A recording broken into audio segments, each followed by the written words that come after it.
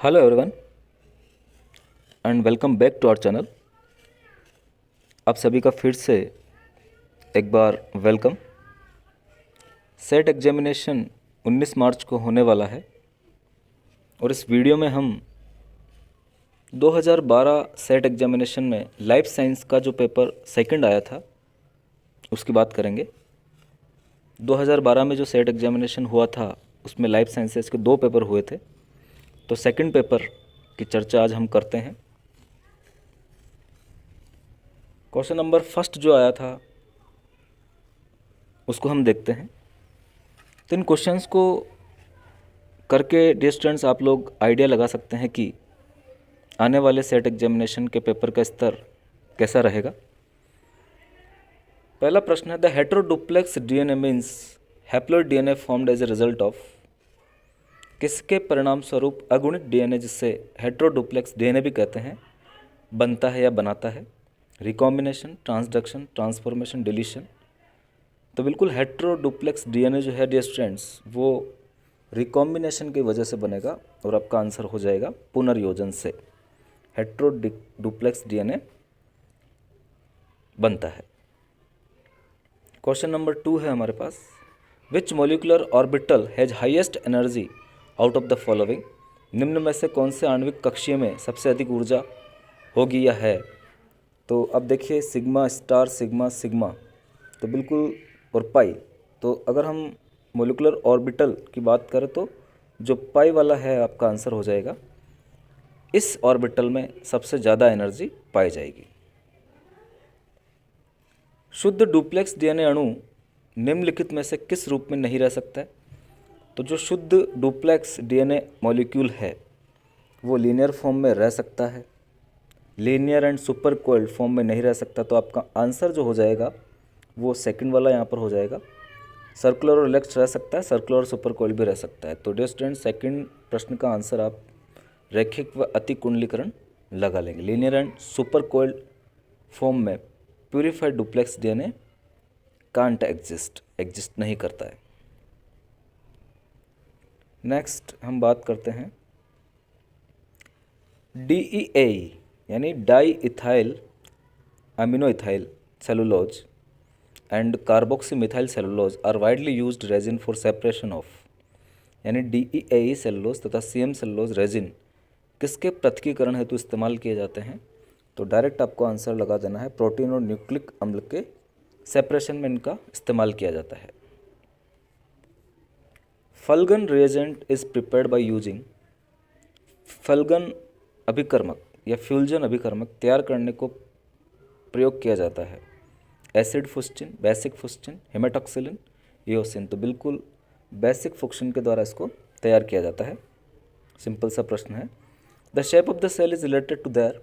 कोशिका का आकार निर्भर करता है। बिल्कुल ये आधार नहीं आकार है। तो हमेशा आप एक चीज़ ध्यान रखेंगे कि किसी भी सेल का जो आकार है, शेप है, वो उसके फंक्शन के ऊपर डिपेंड करता है कि वो सेल किस प्रकार का कार्य करती है। तो सेल जिस प्रकार का कार्य करेगी उसी प्रकार का उसका शेप हो जाता है। The name protoplasm was given by. बिल्कुल सिंपल सा प्रश्न है, जीवद्रव्य नाम किसने दिया था। तो पुरकिंजे ने जीवद्रव्य नाम दिया था। Solenoid and super solenoid are present in.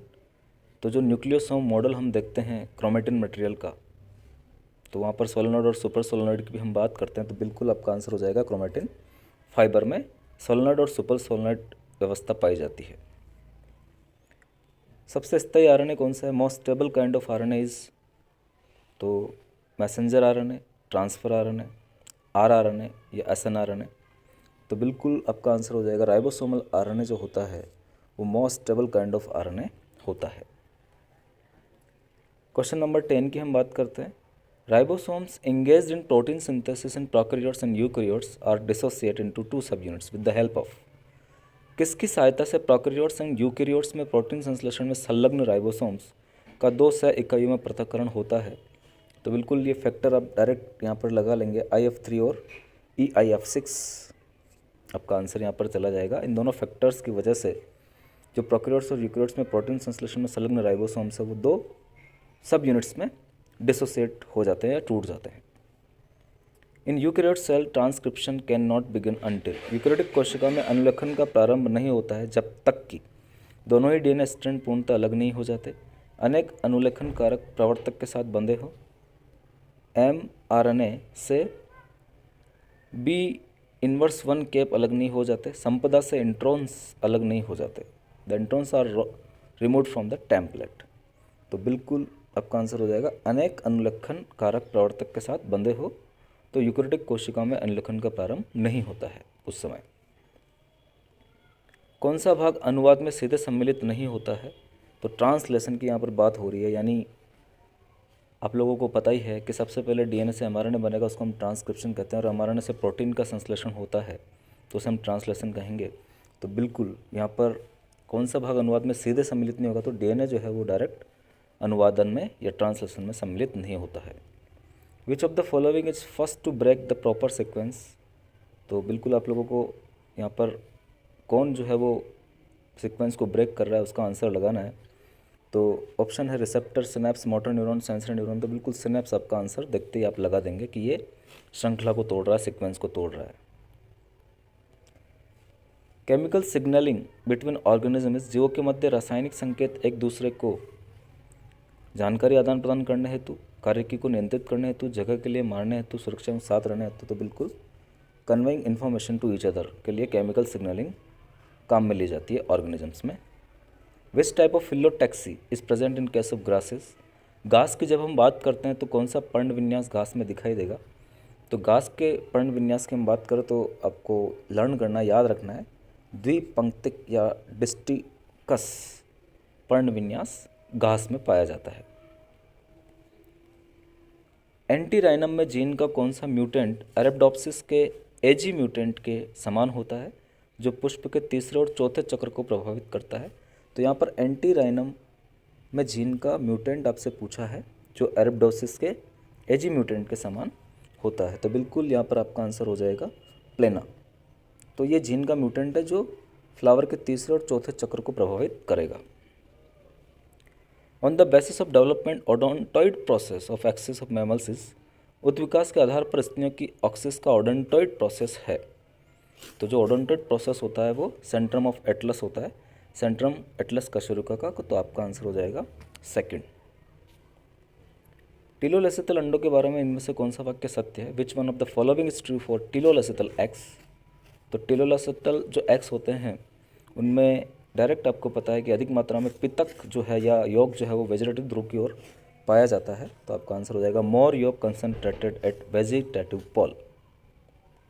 The value of respiratory question in case of succulent is, मांसल पौधों में श्वसन गुणांक कितना होता है? तो यहाँ पे इन्होंने स्पेसिफिक नहीं किया है कि दिन के समय रात के समय, क्योंकि वो अलग अलग होता है। तो इस प्रश्न को स्टार मार्क कर दिया गया था आरपीसी के द्वारा, डिलीट कर दिया गया था। तो ये आप ध्यान देंगे थोड़ा सा। Which of the following acts as connecting link between AMP pathway और क्रेब्स साइकिल? तो बहुत ही अच्छा प्रश्न है। जो ग्लाइकोलाइसिस होता है एएमपी पथवे और क्रेब्स साइकिल, उनके बीच में कनेक्टिंग लिंक का काम कौन करता है? तो एसिटिल कोएंजाइम ए जो है इन दोनों के बीच की योजक कड़ी है, इन दोनों को जोड़ने का काम करता है। Carotenoids are a type of, carotenoid निम्न में से किसका प्रकार है? Terpenoids, glycolipid, phospholipid, protein. तो टर्पिनॉइड्स होते हैं कैरोटिनॉइड्स। तो टर्पिनॉइड्स आपका आंसर हो जाएगा। निम्न में से कौन सा पादप हार्मोन अवरोध हार्मोन या स्ट्रेस हार्मोन कहलाता है? तो बिल्कुल सिंपल सा प्रश्न है। एब्सिसिक एसिड जो ABA प्लांट हार्मोन है उसे हम स्ट्रेस हार्मोन के नाम से पुकारते हैं या जानते हैं। The longest unstriated smooth muscles are found in the wall of, सबसे लंबी अरेखित चिकनी पेशियाँ कहाँ पाई जाती है? स्किन में, uterus with embryo, sperm duct with urethra, stomach. तो बिल्कुल सबसे लंबी अरेखित चिकनी पेशी जो है वो गर्भधारित गर्भाशय में पाई जाती है, uterus with embryo. Question number 24 के आगे हम बात करते हैं। वाहिनियों की दीवारों को रक्त पहुंचाया जाता है। Blood is supplied to the walls of blood vessels by choroid plexus, pons varolii, crura cerebri या वासा वेसोरम। तो बिल्कुल blood is supplied to the walls of blood vessels by vasa vasorum. आपका आंसर चला जाएगा vasa vasorum.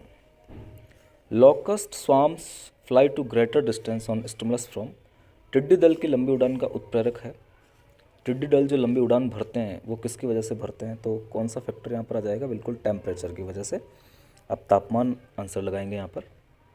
तो dear students, इन questions को करके आप थोड़ा सा आइडिया लगा सकते हैं कि किस लेवल के प्रश्न सेट एग्जामिनेशन में पूछे जाते हैं, क्योंकि जो CSIR नेट एग्जामिनेशन होता है लाइफ साइंसेज का, और सेट एग्जामिनेशन जो प्रीवियसली हुए हैं राजस्थान में, उन दोनों का स्तर जो है वो अलग अलग रहा है या रहते हैं।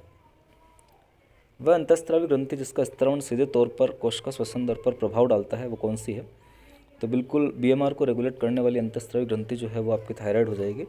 तो थायराइड ग्रंथि सीधे तौर पर कोशिका श्वसन दर पर, सेलुलर रेस्पिरेशन पर प्रभाव डालेगी।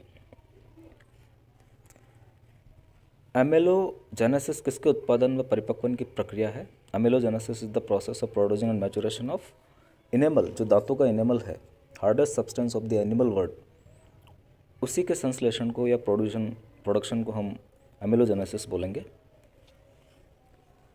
अगर बालक के पीयूष ग्रंथि के अग्र वाली से अतिस्त्रवण हो तो बालक शिकार होगा। If a child secretion from the anterior lobe of pituitary is more than normal the child will be suffering from, तो बिल्कुल gigantic due to speedy growth, अधिक तेजी से वृद्धि के कारण उसमें अतिकायिकता आ जाएगी, ग्रोथ हार्मोन का ज़्यादा स्त्राव अगर होगा तो। काइमेरोप्लास्टी वह तकनीकी है जिसके द्वारा देखा जा सकता है किसी भी, तो अविशिष्ट जीन और उसके द्वारा होने वाले सूक्ष्म अपरिवर्तन सटीकता से, विशिष्ट जीन और उनके द्वारा होने वाले सूक्ष्म अपरिवर्तन सटीकता से, तो बिल्कुल specific gene and cause tiny mutation with high precision. आपका आंसर सेकंड वाला ही राइट हो जाएगा यहाँ पर। Drosophila curly wings is a dominant mutation in which chromosome, Drosophila में मुड़े हुए पंख जो कि एक प्रमुख उत्परिवर्तन है किस गुणसूत्र पर पाए जाते हैं, तो डायरेक्ट आपको आंसर लगा देना है, ये सेकंड गुणसूत्रों पर पाए जाते हैं। Genetic material in retrovirus, retrovirus का जेनेटिक मटेरियल क्या होता है, DNA होता है, RNA होता है, या दोनों होते हैं, या नन ऑफ दिस, तो RNA जेनेटिक मटेरियल है रेट्रोवायरस में। Which of the following is not a synthesized allopolyploid plant, निम्न में से कौन सा संयोजित पर बहुगुणितता वाला पादप नहीं है, तो बिल्कुल ट्रिटिकम स्पेल्टा है, गॉसिपियम हिरसुटुम है, स्पर्टिना टाउसेंडी ये भी है, साइनोडोन डेक्लियोन एक प्रकार की घास होती है जो कि नेचुरली मिलती है, तो ये आपका एलोप्लॉइड प्लांट नहीं, तो आपका आंसर हो जाएगा 4। Simlipal national park is situated in Orissa, West Bengal, Chhattisgarh, Bihar, तो बिल्कुल सिंपलीपाल जो नेशनल पार्क है वो उड़ीसा में सिचुएटेड है। Vedanthangal bird sanctuary is situated in, Vedanthangal पक्षी अभ्यारण्य कहाँ है, तो चेन्नई में है। डियर स्टूडेंट्स, डायरेक्ट अभ्यारण्य देके आपसे प्रश्न किए जा सकते हैं, तो आप लोगों को जो प्रमुख नेशनल पार्क्स है स्टेट वाइज और सेंचुरीज है उनको लर्न करनी चाहिए। Cybernetic system is a, cybernetic तंत्र है, non regulatory system, feedback system to make self regulating, depending on outside factor to make self regulating, self destroying mechanism for environment, तो बिल्कुल ये पुनर्भरण स्व नियंत्रित करने हेतु का तंत्र है, तो सेकंड आपका आंसर हो जाएगा। संभावित नैटिलिटी संदर्भित करता है अधिकतम संख्या किसी जीव की जो कि पैदा किए जाते हैं एक माता पिता जीवों के द्वारा एक इकाई। Potential natality refers to the greatest number of organisms that can be produced by a parent organism over a unit period of time, तो बिल्कुल ये एक परिभाषा है समय की अवधि में। The term alpha and omega taxonomy were first of all used by, तो ये ओमेगा टेक्सोनोमी और अल्फा टेक्सोनोमी देने वाले थे टरिल, आपका आंसर जाएगा Turrill. The term biocoenosis was first of all used by, biocoenosis word जो है वो कार्ल मोबियस ने दिया था। इकोलॉजी का ये प्रश्न है, तो डायरेक्ट आपको आंसर लगाना है कार्ल मोबियस। ऐसी अन्योन्य क्रिया जब दोनों समष्टियाँ साहचर्य के फलस्वरूप लाभान्वित होती है, यानी दोनों को लाभ होता है परंतु संबंध अविकल्पी नहीं होते हैं, यानी ऑब्लिगेटरी संबंध नहीं होते हैं, तो ये संबंध कौन सा हो जाएगा आपका, प्रोटो कोऑपरेशन हो जाएगा। आप यहाँ पर प्रोटो कोऑपरेशन आंसर लगा देंगे, थर्ड वाला। क्वेश्चन नंबर 40 की आगे हम बात करते हैं। Organisms which attach or rest on the bottom or live in the bottom sediments of lakes are called, तो बिल्कुल तलछट में निवास करने वाले जीवों को बेंथोस कहा जाता है, नितलक कहा जाता है।